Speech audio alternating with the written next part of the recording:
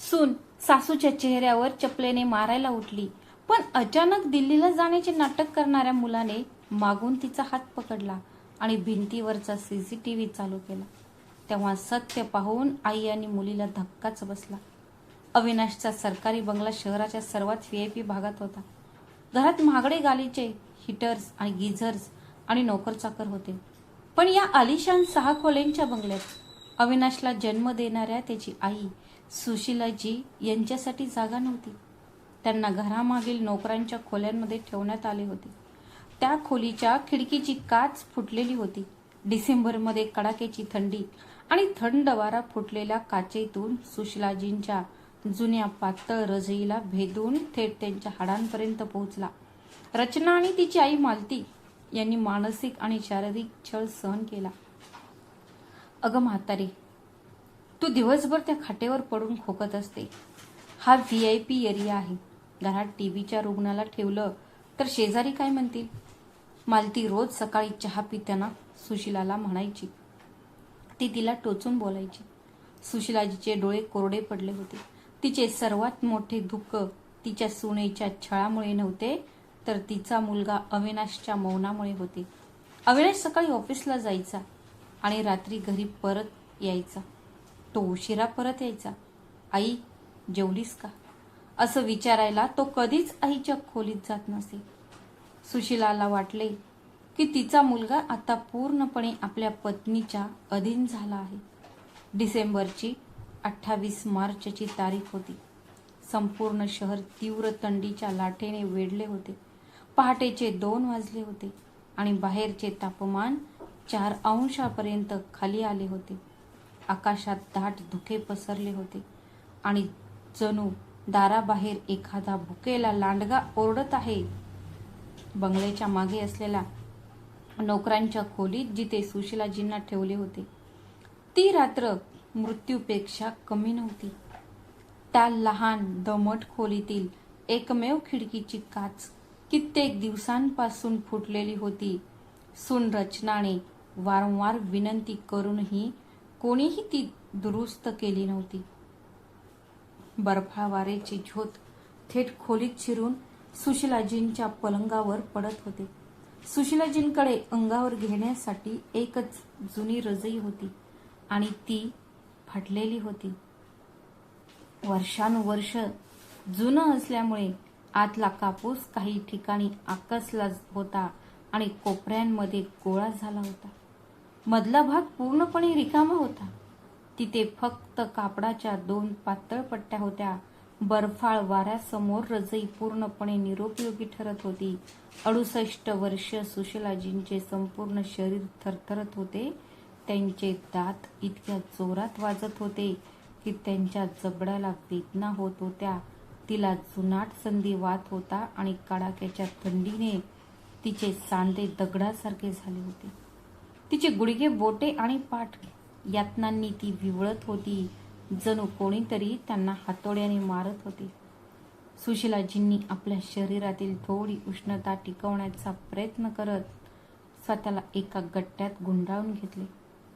पण थंडी त्यांच्या नसांमध्ये शिरत होती आणि त्याची पायाची बोटे पूर्णपणे सुन्न झाली होती. जणू काही रक्त आटून गेले होते. मग तिला जोराचा खोकला सुरू झाला. खोकला दाबण्यासाठी तिने ताबडतोब पांघरुणाचा एक कोपरा तोंडावर दाबला. तिला भीती वाटत होती की जर तिचा आवाज मालती किंवा रचनाच्या कानावर गेला तर त्या मध्यरात्री येऊन तिला शिवीगाळ करतील. खोकताना तिचा श्वास कोंडला. तिच्या छातीत एक विचित्र वेदना जाणवू लागली. अंधाऱ्या खोलीत पडून असताना सुशीलाजींच्या डोळ्यात अश्रू दाटून आले, जे तिच्या गालांपर्यंत पोहोचेपर्यंत बर्फासारखे थंड झाले होते. तिला वाटले की जर ती आज रात्री या खाटेवर अशीच पडून राहिली तर तिला सकाळचा सूर्य दिसणार नाही. या थंडीत तिचा श्वास गोठून कायमचा थांबेल. सकाळी तिच्या मुलाला, अविनाशला हे कळेल तरी का? त्याची आई फुटक्या काचा असलेल्या या खोलीत थंडीने गोठून मेली होती का? या भयावह विचाराने तिच्या मनात जगण्याची शेवटची तळमळ जागृत केली. तिने ठरवले की तिला इथून बाहेर पडायलाच हवे. सुशीलाजीने आपले थरथरते पाय पलंगावरून खाली घेतले.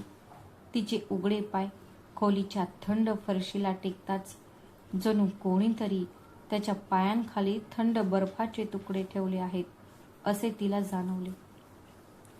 वेदना तिच्या पायांपासून थेट मेंदूंपर्यंत पोहोचली.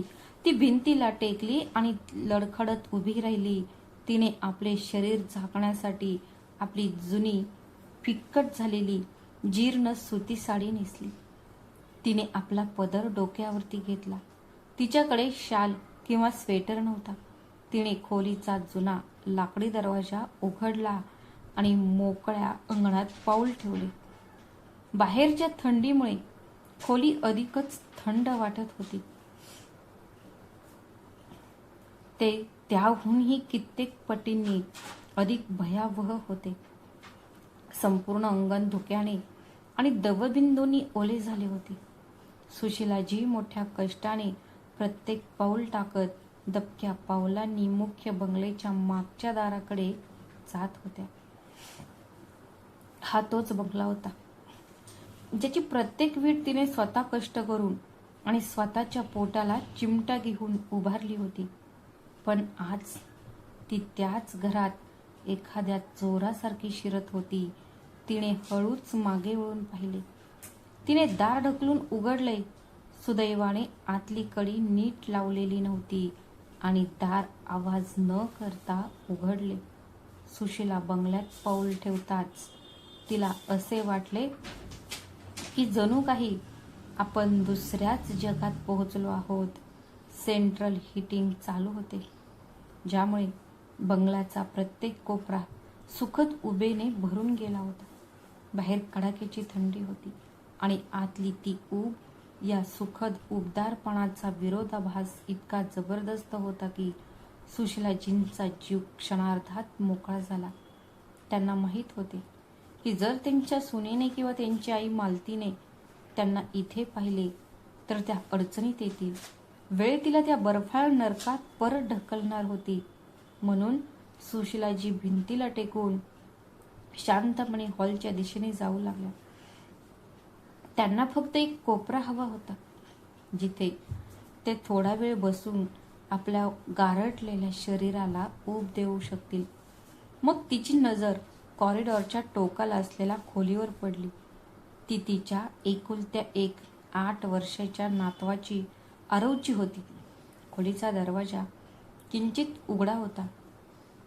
त्या लहानशा फटीतून आतल्या रूम हीटरचा प्रखर लाल प्रकाश आत येत होता. एका आजीचे हृदय तिच्या नातवासाठी धडधडत होते. आरवला पाहून कित्येक महिने झाले होते. रचना तिला तिच्या मुलाजवळ येऊ देत नसल्यामुळे ती मनसोक्त त्याच्याकडे पाहत होती. आपले प्रेम आवरता न आल्याने सुशीला हळूच पाऊल टाकत खोलीत शिरली. ती आत आली. हीटरमुळे खोली सुखद उबदार होती. तिच्या समोरच एका मोठ्या मऊ पलंगावर आरव गाढ झोपला होता.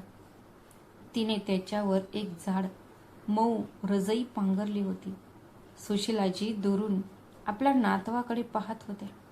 त्याचे कपाळ चुंबण्यासाठी त्यांचे थरथरते हात वर केले पण त्यांनी ते थांबवले. त्यांना त्याचा इशारा आठवला.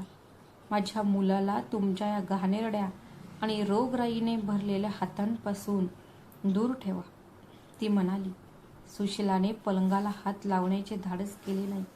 तिची नजर पलंगाच्या अगदी खाली जमिनीवर पसरलेल्या एका जाड, केसाळ आणि मऊशार ब्लँकेटवर पडली.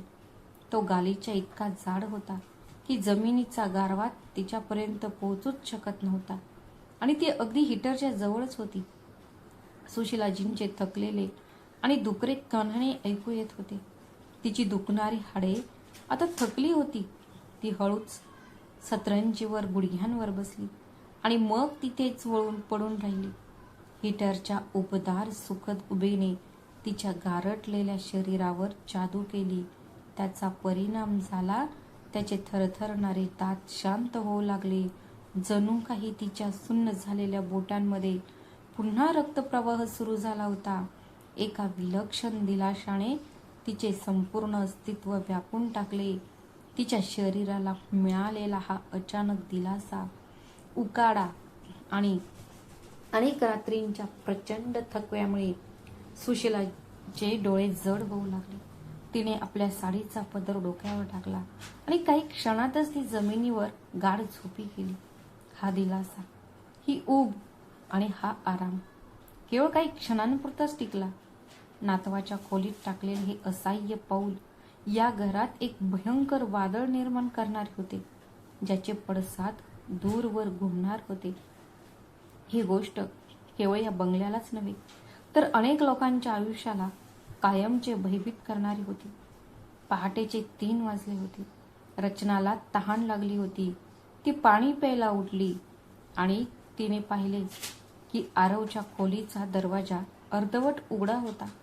तिने खोलीत डोकावून पाहिलं तर तिला सुशीला जमिनीवर वळून झोपलेली दिसली. रचनाचे डोळे लाल झाले. तिचा अहंकार फुगू लागला. तिला स्वतःला एका किड्यासारखं वाटलं. तिने तिचा डिझायनर गालिचा खराब केला होता. रचना पुढे सरसावली. तिने सुशीलाजींचे पांढरे केस पूर्ण ताकदीने पकडले आणि त्यांना जमिनीवरून वर उचलले. ती वेदनेने किंचाळली, आह सुनबाई, माझे केस सोडा. रचनाच्या आवाजात इतका द्वेष आणि तिरस्कार होता की तो ऐकून कोणाच्याही अंगावर काटा आला असता. तिने सुशीलाचा चेहरा हलवला. ती म्हणाली, अज्ञ आणि निरक्षर असंस्कृत म्हातारे, माझ्या मुलाच्या खोलीत यायची तुझी हिंमत कशी झाली? सुशीलाची वेदना आणि भीतीने थरथर कापत होत्या. त्यांनी हात जोडले होते. त्यांच्या डोळ्यात अश्रू दाटून आले होते. अश्रूंचा ओघ वाहू लागला. मला माफ करा सुनबाई, बाहेर खूप थंडी होती. मी मरत होते. मला माफ करा. मी तुमच्या मुलांच्या खोलीत पुन्हा कधीही झोपणार नाही. सुशीलाजी गयावया करू लागल्या. रचनाच्या किंकाळी आणि तिचा आवाज ऐकून तिची आई मालती सुद्धा खोलीतून बाहेर आली. मालतीने सुशीलाजींना पाहताच तिचा स्वाभिमान तिच्या मुलीच्याही पुढे गेला. ए घाणेरड्या तोंडाच्या म्हातारे, तू तुझा घाणेरडा रोगट श्वास माझ्या नातवाच्या खोलीत का सोडलास? तुला नोकरांच्या खोलीत राहायलाही मनाई आहे. आज मी तुला इतकं जोरदार फटका देईन की तू एक शब्दही बोलू शकणार नाहीस.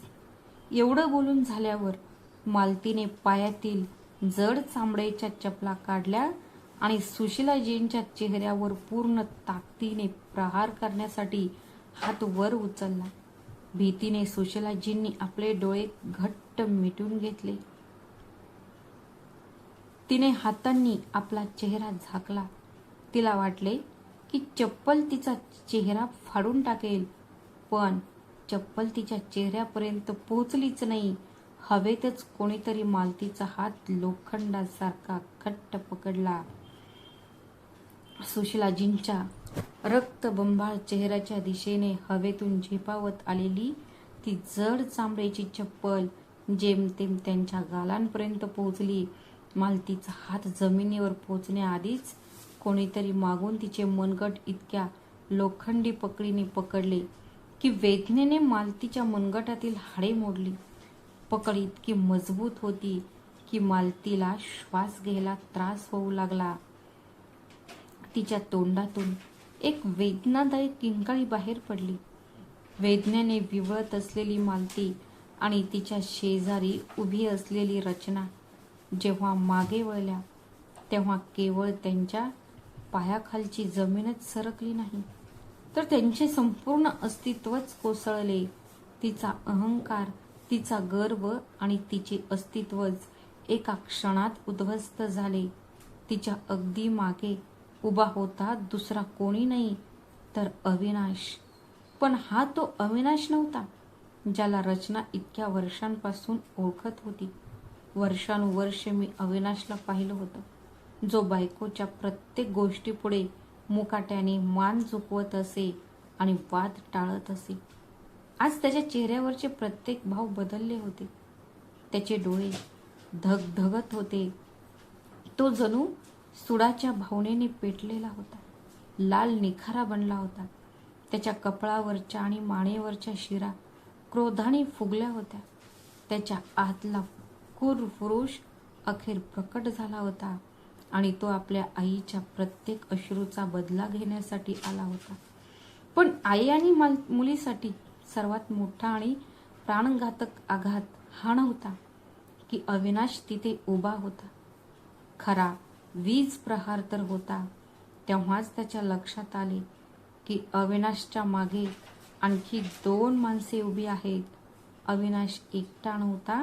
त्याच्या अगदी मागे खाकी गणवेशात शहराचे वरिष्ठ पोलीस निरीक्षक आणि त्यांच्या जवळचे मालतीचे पती म्हणजेच रचनाचे वडील ठाकूर दीनदयाळ उभे होते. ठाकूर दीनदयाळ हे शहरातील एक अत्यंत प्रभावशाली, कडक आणि तत्वनिष्ठ व्यक्ती होते. त्यांना आपल्या मिशांचा आणि कुटुंबाच्या सुरक्षेचा अभिमान होता. त्यांना आदर सर्वात प्रिय होता. ते त्यांची पत्नी मालती आणि मुलगी रचना यांच्या नीच आणि विषारी स्वभावाबद्दल पूर्णपणे अनभिज्ञ होते. त्यांना वाटत होते की त्यांची मुलगी एक खूप सुसंस्कृत सून आहे. पण आपल्या डोळ्यांदेखत पत्नीला एका असह्य वृद्ध स्त्रीच्या तोंडावर चपला मारताना पाहून ठाकूर दीनदयाळ यांचा चेहरा राग आणि लज्जेने लाल झाला. त्यांचे शरीर थरथरले. रचनाचा कंठ दाटून आला. तिचे ओठ जोरजोरात थरथरत होते. आज संध्याकाळच्या विमानाने निघत असलेला तिचा नवरा अचानक पोलीस आणि तिच्या वडिलांसोबत इथे कसा काय आला हे तिला कळत नव्हते. अविनाश, तू तू तू आज रात्री दिल्लीला सरकारी दौऱ्यावर गेला होता ना, बरोबर? रचना अडखळत म्हणाली. तिच्या आवाजात भीती स्पष्ट दिसत होती. अविनाशने मालतीचं मनगट पकडलं. मालतीने जोरात हात सोडला. जणू काही मालतीचा हात पूर्णपणे बधीर झाला आणि चप्पल जमिनीवर पडली. अविनाश एक पाऊल पुढे आला. तो ओरडत नव्हता, तर एखाद्या मोठ्या वादळापूर्वीच्या शांततेसारखी एक थंड, मंद आणि विलक्षण शांतता होती. त्याने थेट रचनाच्या डोळ्यात निरखून पाहत म्हणाला, जर मी दिल्लीला गेलो असतो रचना, तर मला कसं कळलं असतं की घराच्या बंद भिंतींमध्ये माझ्या पाठीमागे माझ्या आईचं मांस कसं छिन्न विछिन्न होत होतं. अविनाशचं हे एकच वाक्य. त्यामुळे रचनाच्या अंगावर काटा आला. पण रचना खूप धृत स्त्री होती. आपल्या स्वभावाप्रमाणे तिने आपली शेवटची खेळी खेळण्याचा प्रयत्न केला. तिने लगेच सुशीलाकडे पाहिले आणि डोळ्यात खोटे अश्रू आणून ती नाटक करू लागली. अविनाश, तुझा गैरसमज होते. मी शपथ घेऊन सांगते, मी माझ्या मुलाला वाचवायला आले आहे. ही तुझी आई आहे. ती आपल्या आरवच्या खोलीत चोरून शिरली होती. मला वाटलं घरात कुठला तरी चोर किंवा बदमाश घुसला आहे, म्हणून घाबरून मी फक्त शांत. अविनाशच्या घशातून एक भयंकर गर्जना बाहेर पडली. खोलीच्या खिडक्यांच्या काचा सुद्धा खडखडल्या. रचनाचा आवाज घशातच अडकला. अविनाशने खिशातून एक छोटा काळा रिमोट काढला आणि भिंतीवरचा मोठ्या स्मार्ट टीव्हीकडे वळून बटन दाबले. टीव्हीची स्क्रीन क्षणभर काळी पडली आणि मग त्यावर जे दृश्य दिसले ते पाहून रचना आणि मालतीचा श्वासच थांबला.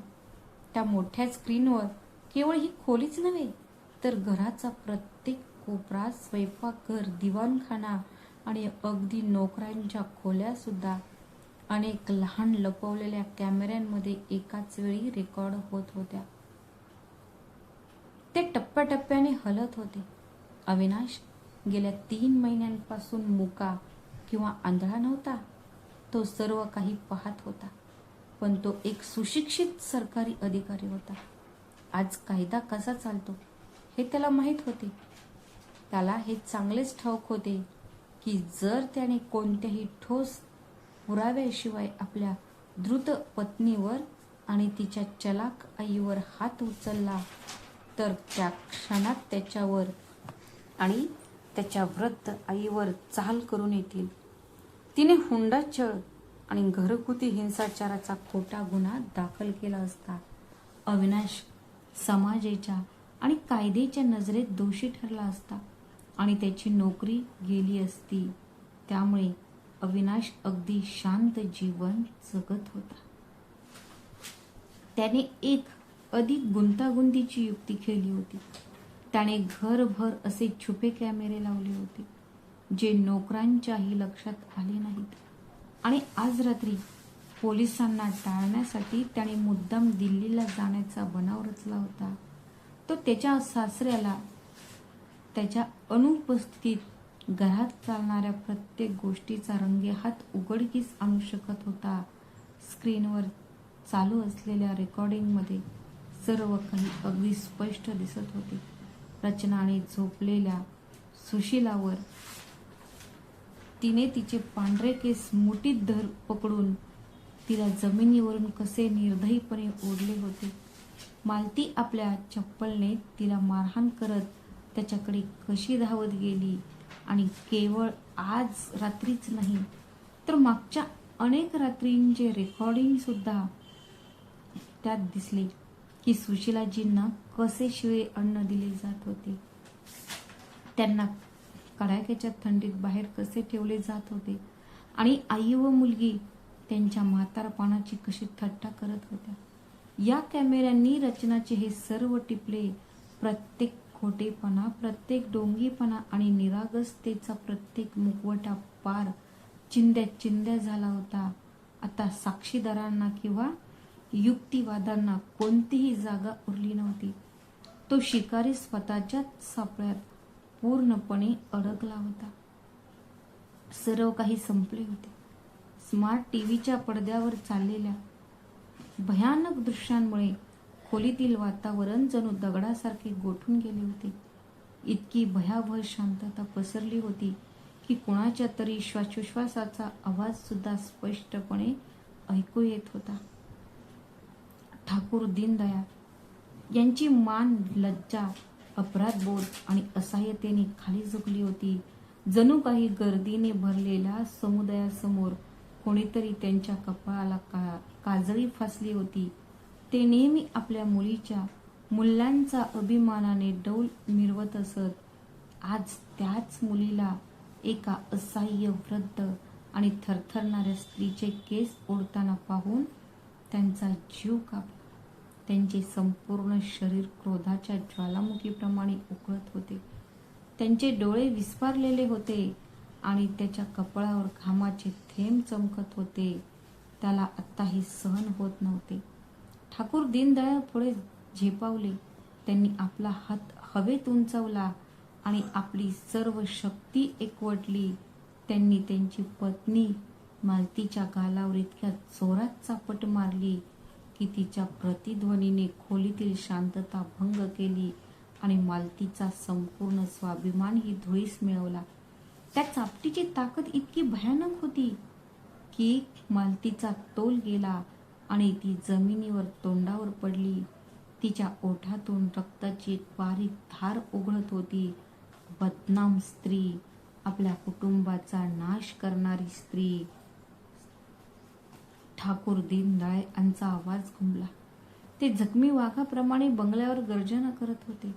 त्यांची छाती जोरजोरात धडधडत होती. तू माझ्या फुलासारख्या मुलीला तुझ्यासारखी चेटकीन आणि विषारी स्त्री बनवलंस. तुला लाज वाटत नाही का? तुम्ही त्या महान स्त्रीच्या विरोधात उभे आहात का, जिने आपल्या पतीच्या मृत्यूनंतर या मुलाला एका उच्च पदस्थ अधिकाऱ्यापर्यंत पोहोचवण्यासाठी लोकांची भांडी घासली आणि फाटलेले कपडे शिवले. आणि तुम्ही काही पैशांच्या गर्वाने आंधळे झालेले आणि तरीही तू एका आईचं मांस फाडत आहेस. तुझ्यासारख्या पापी स्त्रियांमुळेच या समाजात मुलींची मानहानी होते आणि लोक त्यांना ओझं मानतात. मालती गालावर हात ठेवून जमिनीवर पडली. ती थरथरत होती. तिच्यात उभे राहण्याची किंवा साधा डोळा भिडवण्याचेही धैर्य नव्हते. वडिलांचा संतप्त चेहरा पाहून रचनाचा श्वास घशातच अडकला. काही मिनिटांपूर्वीच आपल्या सासूला घरातून हाकलून देणारी रचना तिला घराबाहेर काढण्याची धमकी देत होती. आता मृत्यूच्या भीतीने घेरलेली ती सरड्यासारखी जमिनीवर रांगत जोरजोरात रडत थेट अविनाशच्या पाया पडली. तिने अविनाशचे दोन्ही पाय घट्ट धरले. मला माफ कर अविनाश, माझ्याकडून एक मोठी चूक झाली. जणू काही माझ्या मनावर पडदा पडला होता. मी तुला विनंती करते, कृपया मला पोलिसांच्या ताब्यात देऊ नका. असं करू नका. आपल्या लहानग्या आरवचा विचार करा. तो त्याच्या आईशिवाय कसा जगेल? जग काय म्हणेल? रचना गयावया करत होती. तिच्या अश्रूंनी अविनाशचे पाय भिजले. पण अविनाश, तो माणूस राहिला नव्हता ज्याला रचना आपल्या खोट्या अश्रूंनी वितळवू शकत होती. अविनाशने आपले पाय मागे झटकले. जणू काही त्याला एखाद्या किळसवाण्या किड्याने किंवा सडलेल्या प्रेताने चावले होते. त्याने तिला स्पर्श केला असणार. रचनाचा चेहरा थपकन जमिनीवर कोसळला. अविनाशने कोणत्याही कटारीपेक्षा धारदार अशा द्वेष आणि तिरस्काराच्या नजरेने रचनाकडे पाहिले. माझ्या चुकीबद्दल मी माफी मागतो. हा निर्मितीचा प्रश्न आहे, गुन्ह्याचा नाही. अविनाशचा आवाज बर्फासारखा थंड आणि मृत्यूसारखा कठोर होता. तुम्ही माझ्या आईबद्दल बोलत आहात का?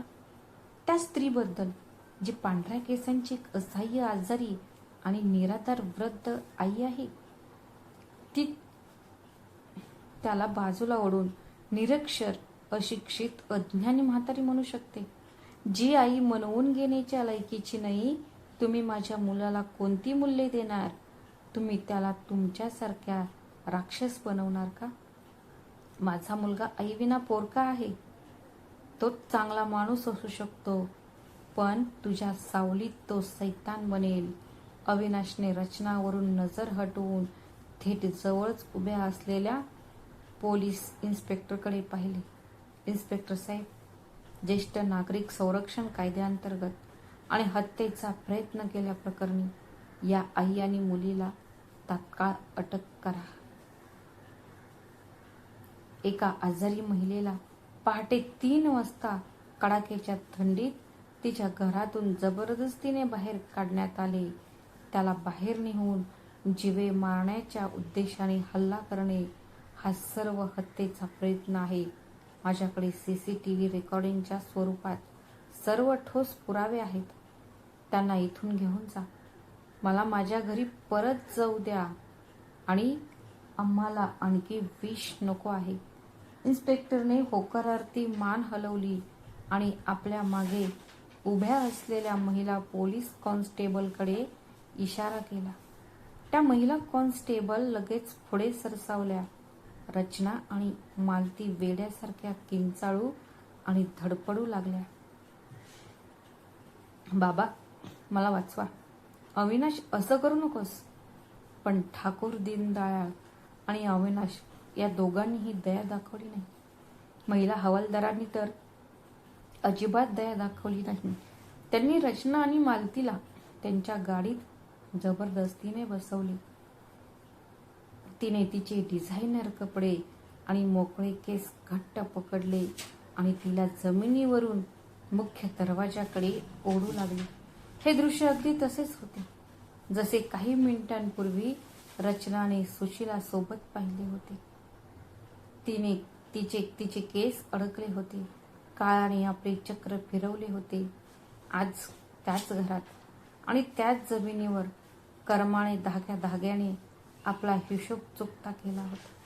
बंगल्याच्या बाहेर कडाक्याच्या थंडीत आणि दाट धुक्यात पोलिसांची गस्त सुरू होती. जीपचे लाल आणि निळे दिवे चमकले. आई आणि मुलीला जीपच्या मागच्या भागात ढकलण्यात आले. काही क्षणातच पोलीस जीपच्या सायरनने त्या थंड रात्रीची शांतता भेदली. तो अंधारात नाहीसा झाला. रचनाचा सगळा पोकळ अहंकार, तिचे लाखो रुपयांचे डिझायनर कपडे, तिचा खोटा स्वाभिमान आणि मालतीचा विषारी उद्दामपणा, हे सगळं त्याच क्षणी या घराच्या उंबरठ्यावर धुळीत मिसळून गेलं. मी तिला भेटलो. तिचे उर्वरित आयुष्य आता मखमली पलंगावर नव्हे, तर तुरुंगाच्या दमट दुर्गंधीयुक्त आणि थंड गजांमागे जाणार होते, जिथून सुटका होणे शक्य नव्हते. सुटकेचा कोणताही मार्ग नव्हता. पोलिसांच्या जीपच्या हॉर्नचा आवाज दूरच्या धुक्यात हळूहळू विरून गेला होता. आता त्या विशाल हॉलमध्ये एक गहन, सुखदायक पण तरीही जड शांतता पसरली होती. खोलीत फक्त 3च माणसे होती. तिथे फक्त अविनाश, त्याची वृद्ध आई सुशीलाजी आणि जवळच एका मऊ पलंगावर गाढ झोपलेला 8 वर्षांचा निरागस आरव उरले होते. जगाच्या फसवणुकीबद्दल आणि आज रात्रीच्या भयानक दृश्यांबद्दल ते पूर्णपणे अनभिज्ञ होता. गेल्या काही क्षणांपासून क्रूर सिंहासारखा असलेला अविनाश, ज्याच्या क्रोधाने रचना आणि मालतीच्या अहंकाराची राख केली होती, तो अचानक आतून पूर्णपणे हादरलेला दिसत होता. तो पूर्णपणे खचला होता. त्याच्या चेहऱ्यावरचा कठोरपणा, ताणलेल्या शिरा आणि डोळ्यातील लाल निखारे अचानक वितळून गेले. आपल्या निर्णयांनी संपूर्ण शहराला हादरवून टाकू शकणारा एक उच्च पदस्थ सरकारी अधिकारी आज त्याच्या आईच्या बाजूला उभा होता. तो एका लहान असहाय्य रडणाऱ्या मुलासारखा तिच्या समोर जमिनीवर कोसळला. तो गुडघ्यांवर रांगत सुशीलाजींकडे गेला. त्याची नजर त्याच्या आईच्या उघड्या, सुजलेल्या आणि थंड चेहऱ्यावर पडली.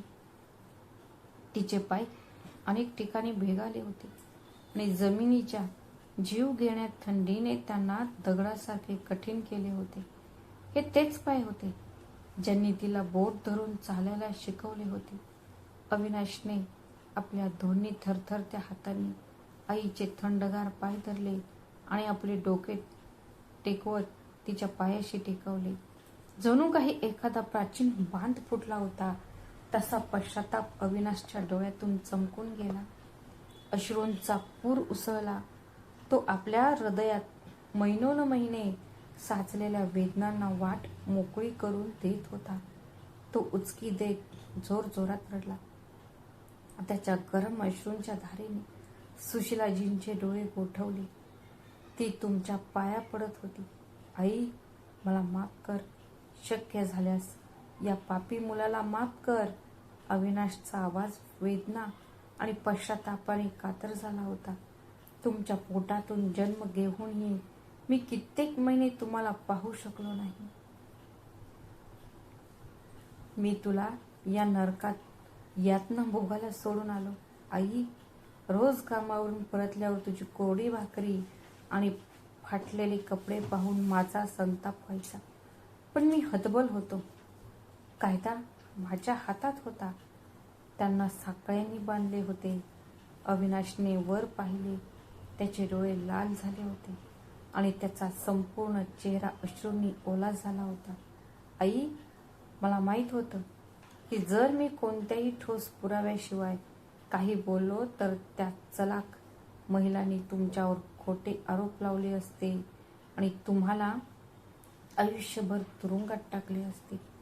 मला त्या छुप्या कॅमेऱ्यांमध्ये पुरावे गोळा करावे लागले, जेणेकरून त्या तुम्हाला पुन्हा कधीही आणि कायमचे दुखावू शकणार नाहीत. या घरातून कायमची बाहेर जा.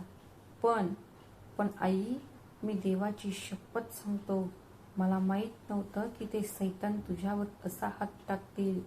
मला माहीत नव्हतं की ते मध्यरात्री अशा किंकाळ्या मारून तुझा छळ करतील. तिने तुला थंडीत बाहेर ढकलून दिलंय. जेव्हा मी गुपचूप कॅमेऱ्यातून तिला तुझे पांढरे केस उपटताना पाहिलं तेव्हा माझा जीव थरथरला. आई, तुझ्या प्रत्येक वेदनेसाठी, तुझ्या प्रत्येक अश्रूसाठी मीच खरा गुन्हेगार आहे. मी खूप वाईट माणूस आहे. मी तुमचा मुलगा आहे. काही काळापूर्वीपर्यंत थंडी आणि भीतीने व्याकुळ झालेल्या सुशीलाजी आज आपल्या मुलाचे अश्रू आणि वेदना पाहून जणू पुन्हा जिवंत झाल्या. आई, मी तुमचा मुलगा आहे. काही काळापूर्वीपर्यंत थंडी आणि भीतीने व्याकुळ झालेल्या सुशीलाजी आज आपल्या मुलाचे अश्रू आणि वेदना पाहून जणू पुन्हा जिवंत झाल्या. जगातल्या कोणत्याही विज्ञानाकडे माणसाच्या हृदयाची खोली मोजण्याचे साधन नाही. महिनोन-महिने उपाशी राहिलेली आणि अत्याचार सहन केलेली ती आई आता आपल्या मुलाच्या कपाळावर आपले डोके ठेवून आहे. पण तिच्या डोळ्यातली एकही सुरकुती किंवा अश्रू तिला सहन होत नव्हते. सुशीलाजींनी आपले थरथरते सुरकतलेले अशक्त हात पुढे केले. त्यांनी अविनाशचा अश्रूंनी भिजलेला चेहरा आपल्या हातात घेतला. तिने त्याला आपल्या छातीशी कवटाळले, जसा एखादा जखमी पक्षी वादळापासून आपल्या पिल्लाचे रक्षण करण्यासाठी त्याला पंखात लपवतो. त्याचप्रमाणे सुशीलाजींनी आपल्या लहान मुलाला घट्ट मिठीत धरले होते. रडू नकोस माझ्या प्रिय, माझ्या बाळा, रडू नकोस. सुशीलाच्या आवाजात तक्रार नव्हती, केवळ अथांग स्नेह आणि प्रेम होते. तिने आपल्या खडबडीत हाताने अविनाशच्या गालावरून हात फिरवला. तू पापी नाहीस बाळा, तू माझा श्रावण कुमार आहेस. आज तू मृत्यूवरही विजय मिळवलास. मला वाटलं होतं की माझा मुलगा शहराच्या झगमगाटात हरवून गेला आहे, की तो त्याच्या आईला विसरला आहे. पण माझा मुलगा मेला नव्हता. तो होता. आपल्या वृद्ध आईसाठी ढाल बनून तो छातीवरचे प्रत्येक घाव मुकाट्याने सहन करत होता. सुशीलाजींनी अविनाशच्या कपाळाचे चुंबन घेतले आणि डोळ्यात अश्रू असतानाही हसून म्हणाल्या, एका आईला यापेक्षा अधिक काय हवं असतं? तिच्या मुलाने तिच्या सन्मानासाठी संपूर्ण जगाशी लढावे. बाळा, तुझ्या या उबदार अश्रूंनी माझी सगळी व्यथा, माझं सगळं दुःख आणि महिन्याचा सगळा थकवा धुवून टाकला आहे. मी आता दुःखी नाही. अविनाशने आपल्या आईला दमट नोकरांच्या खोल्यांमध्ये परत नेले नाही. त्याने तिचा हात धरला आणि तिला सर्वात मोठ्या आणि आलिशान मुख्य शयनकक्षात नेले, जिथे मखमली पलंग मऊ होता. गरमी होत होती आणि खोली गरम करणारे मशीन चालू होते. अविनाशने त्याच्या आईला मऊ पलंगावर झोपवले. तो स्वयंपाकघरात गेला आणि हलके गरम केलेल्या मोहरीच्या तेलाची वाटी घेऊन आला. आपल्या अधिकार पदाचा सर्व मान सन्मान बाजूला सारून तो आपल्या आईच्या पायाशी बसला. त्याने हातांनी तिच्या सुजलेल्या आणि ताटरलेल्या पायांना कोमट तेल चोळले. तेलाची ऊब आणि मुलाच्या हातांच्या कोमल स्पर्शाने सुशीलाच्या नशांमध्ये थांबलेला जीव पुन्हा जागृत केला. मालिश झाल्यावर अविनाशने आपल्या आईला घरातील सर्वात जाड आणि मऊ रजई पांघरली आणि तिच्या कपाळाचे चुंबन घेतल्यानंतर त्याने दिवा बंद केला. अनेक वर्षांनंतर सुशीलाच्या चेहऱ्यावर भीती किंवा अश्रू नव्हते, तर त्याऐवजी पूर्ण शांती आणि निवांतपणाची झोप होती. बाहेर शहरात थंडीची एक लाट थैमान घालत होती. थंडी शिगेला पोचली होती. बर्फासारखे थंड वारे खिडक्यांवर आदळत होते. पण बंगल्याच्या आत आता थंडी नव्हती. ती केवळ यंत्राची ऊब नव्हती, तर मुलाचे अथांग प्रेम होते. सन्मान आणि न्यायाची पवित्र अग्नी जळत होती. प्रत्येक घाण, प्रत्येक फसवणूक आणि प्रत्येक दुःख कायमचे जाळून राख करत होते. त्याच रात्रीच्या गडद काळोख्याने एका नवीन गोष्टीला जन्म दिला होता. त्यामुळे एका तेजस्वी आणि खऱ्या पहाटेचा जन्म झाला. मित्रांनो, ही गोष्ट केवळ एक किस्सा नाही. हा समाजाच्या तोंडावर मारलेले एक चपराक आहे. गर्वाचे आयुष्य अल्प असते आणि जेव्हा कर्माचे फळ मिळते तेव्हा माणसाला रडण्यासाठी पृथ्वीचा एक कोपरा सुद्धा शिल्लक राहत नाही. या मुलाला जमिनीचा एक तुकडा सुद्धा मिळत नाही. जर तुम्हाला या मुलाचा न्यायासाठीचा लढा आवडला असेल तर हा व्हिडिओ इतका शेअर करा की तो प्रत्येक अशा घरापर्यंत पोहोचेल जिथे एखादी आई अजूनही अंधाऱ्या कोपऱ्यात बसून रडते. ही कथा आपल्याला अनेक गहन गोष्टी शिकवते. ही कथा आपल्याला अनेक गहन आणि महत्त्वाचे धडे शिकवते. सर्वात महत्त्वाचा धडा हा आहे की आपल्या आईवडिलांचा आदर करणे हे आपले सर्वात महत्त्वाचे कर्तव्य आहे. कारण ते आपल्याला या जगात आणतात आणि त्यांच्या सुखदुःखात सहभागी होतात. त्याग आपल्याला पुढे घेऊन जातो. जे आपल्या वृद्ध आई वडिलांना वाईट वागणूक देतात ते हे विसरतात की काळ बदलत असतो आणि प्रत्येक कर्माला फळ मिळतेच. कोणीही जास्त काळ लपून राहू शकत नाही. एक ना एक दिवस सत्य समोर येणारच. शिवाय योग्य वेळी योग्य कृती करणे किती महत्त्वाचे आहे हेही आपण शिकतो.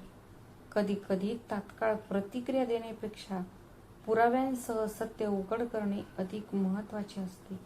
अविनाशने जसे केले तसे धैर्याने सत्य उघड करणे अधिक प्रभावी ठरते. शिवाय ही कथा आपल्याला शिकवते की अहंकार आणि वाईट वागणूक अखेरीस विनाशाकडे नेते. सर्वात शक्तिशाली संदेश हाच असतो. सर्वात हृदयस्पर्शी आणि प्रभावी संदेश हा आहे की आईचे हृदय विशाल असते. ती आपल्या मुलांच्या चुकांनाही माफ करते कारण तिचे प्रेम निस्वार्थ असते. म्हणूनच आपण आपल्या आईचे नेहमी स्मरण ठेवले पाहिजे. आपण आपल्या आईवडिलांचा आदर केला पाहिजे आणि त्यांच्याशी प्रेम व आदराने वागले पाहिजे. कारण जीवनातून खरा आनंद मिळवण्याचा एकमेव मार्ग म्हणजे त्यांचा आशीर्वाद. मित्रांनो, तुम्ही ही गोष्ट कुठून पाहत आहात?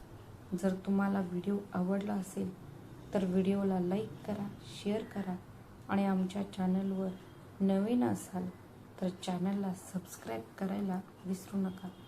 भेटूया अशाच आणखी एका नवीन कथेत. तोपर्यंत स्वतःची आणि तुमच्या प्रियजनांची काळजी घ्या. श्री स्वामी समर्थ.